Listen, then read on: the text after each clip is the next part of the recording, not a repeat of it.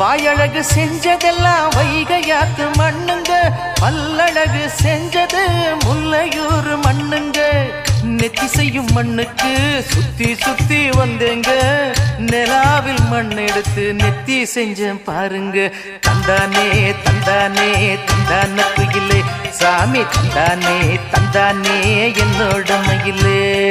தஞ்சாவூர் மண்ணி எடுத்து தாமிரபரணி தண்ணிய விட்டு சேர்த்து சேர்த்து செஞ்சது இந்த பொம்மை.